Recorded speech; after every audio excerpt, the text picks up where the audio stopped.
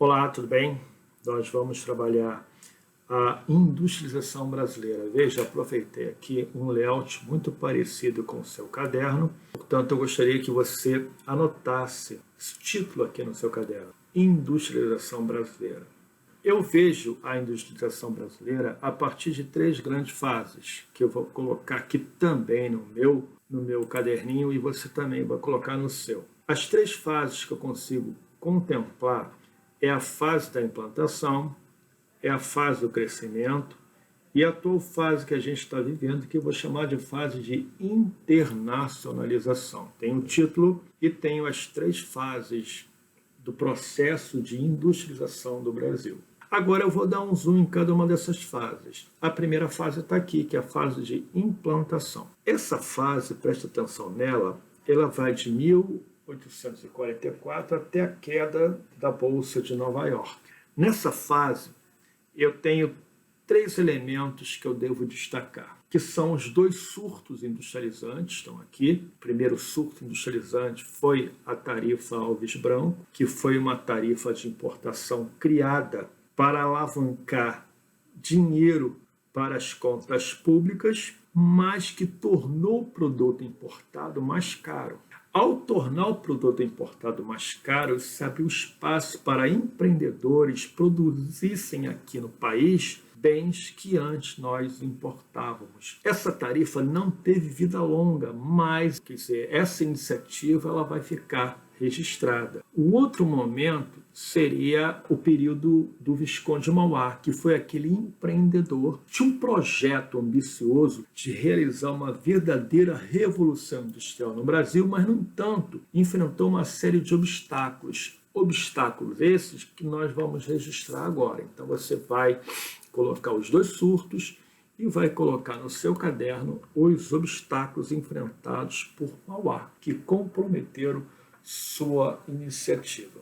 O primeiro obstáculo era a manutenção do regime escravocrata. O escravo não recebe salário, quer dizer, sem um salário, você não tem condições de consumir. Enquanto você mantém um regime escravocrata, você restringe a mola do capitalismo industrial, que é justamente o mercado consumidor. O outro obstáculo está ligado ao primeiro, seria a captura do Estado monárquico nas mãos de uma elite agrária primária exportadora que resistia ao processo de modernização da nossa economia. Esses dois obstáculos foram responsáveis pela decadência dessa iniciativa conduzida pelo Visconde de Mauá. Morreu pobre, tá? Mas, no entanto, até hoje lembrado como um grande empreendedor. O terceiro elemento que eu quero destacar, ele está ligado ao ciclo do café. Por isso que eu vou colocar aqui no finalzinho, mudanças com o ciclo do café. É nesse momento que eu troco a página do seu caderno e a gente vai falar sobre o café propriamente dito. Olha, o café não é uma planta americana. Na verdade, o café surgiu aqui, na África, mas o europeu ficou encantado com o gosto que é extraído depois de torrar a semente dessa planta. Ele leva essa plantinha para a Europa, tenta viabilizar o cultivo em continente europeu, não vai conseguir porque, olha só, o café é uma cultura tropical. Depois ele leva mudas para o Caribe e para chegar ao Brasil foi um pulo. O interessante é que quando a gente planta o café no Brasil, a gente está plantando o café dentro do domínio tropical, que sempre foi o domínio onde o café se deu super bem. O café é uma bebida estimulante, os americanos se tornam grandes consumidores do café, principalmente quando eles substituem o hábito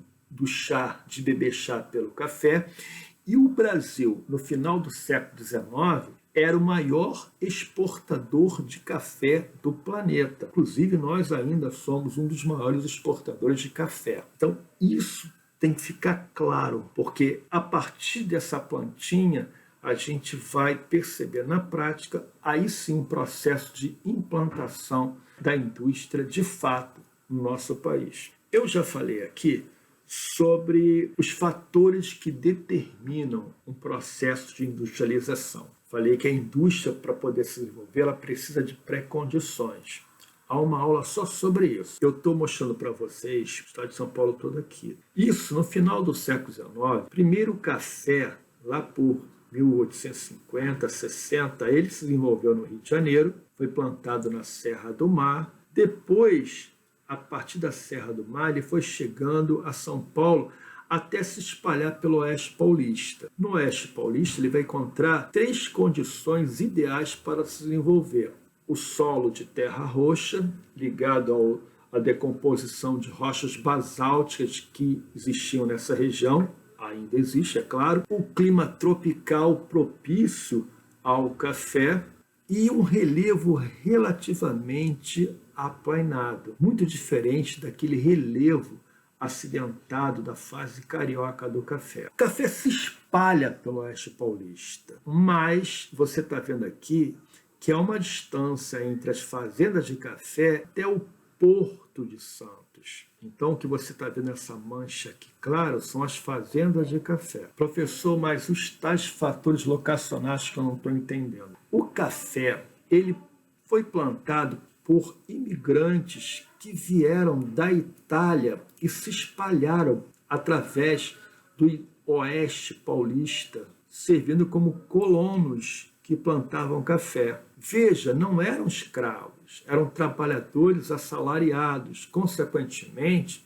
esses trabalhadores assalariados se constituíram num poderoso mercado consumidor, a partir dos trabalhadores da economia cafeira. Veja, é um fator ligado ao café. Você vai ver, agora sim, para retirar o café no menor custo possível, foi implantada uma série de ramais ferroviários cujo objetivo é levá-lo até o porto oceânico e daqui para o mundo. O que é interessante é que a indústria precisa de um eficiente sistema de transporte e ele surge, nesse caso, ligado ao café. Então, o café já criou o mercado consumidor, agora o café está criando o sistema de transporte. O café, aos poucos, então, está criando fatores locacionais. Estão percebendo isso? O que chama atenção é que esses ramais ferroviários vão parar justamente aqui, nesse lugar aqui que eu vou chamar de Cidade de São Paulo, e a partir daí apenas um ramal ferroviário até Santos. Porque de São Paulo a Santos existe aqui a Serra do Mar. O trem não gosta de subir serra. Por isso que você levava até São Paulo e de São Paulo uma ferrovia serpenteando a Serra do Mar para evitar o custo. Então, esse local aqui se torna estratégico para a economia cafeeira, porque a partir dele se abrem em leque vários ramais ferroviários. O café também permitiu a criação de uma mão de obra. Da onde veio essa mão de obra que eu não estou entendendo? Muitos italianos que foram para o interior de São Paulo trabalhar na economia cafeeira, eles não ficaram contentes com as condições de trabalho. Eles saíram do interior de São Paulo, não voltaram para a Itália, eles simplesmente passaram a viver nesse local aqui e começaram a se oferecer como mão de obra para empreendedores que quisessem, de repente, abrir um negócio. Essa mão de obra também está ligada ao café na medida que passa a ser um trabalhador expropriado, expulso pela mecânica do café. O café também permitiu o aparecimento de um capital ocioso, obtido a partir dos lucros do café, começou a ficar disponível no sistema bancário. Esse capital ocioso, mais uma mão de obra, mais um sistema de transporte e mais um mercado consumidor, permitiu o aparecimento de plantas industriais, principalmente no Porto Seco do Café. A cidade de São Paulo estava no lugar certo, na hora certa. Então, empreendedores passaram a produzir bens que antes importávamos a partir da cidade. A indústria passa a ser uma espécie de efeito colateral da economia cafeeira, porque o café, ao se viabilizar, ele está criando no seu bojo os elementos necessários para detonar um processo de industrialização, principalmente no Porto Seco do café. Isso aqui mostra que o Estado de São Paulo deve a sua força à economia cafeeira, e isso está representado inclusive no seu próprio brasão, que faz uma homenagem ao café, colocando ramos de café ao longo do brasão. Hoje, então, São Paulo torna-se a nossa locomotiva porque a lógica do café se deu nessa unidade federativa. Avançando um pouco, esse período de implantação, se eu pudesse caracterizá-lo, ele marca o que nós na geografia chamamos de início do modelo ISI. Nós nos industrializamos sempre substituindo bens que antes nós importávamos. Isso é um modelo de industrialização. O país passa a produzir bens que antes importava. Eu estou falando isso porque existem outros modelos. Por exemplo, o modelo asiático, como foi o modelo dos tigres asiáticos e hoje é o modelo chinês. Você se industrializa não para abastecer a sua própria população. Você se industrializa para abastecer o mercado externo. Quais são os setores que eu destaco aqui?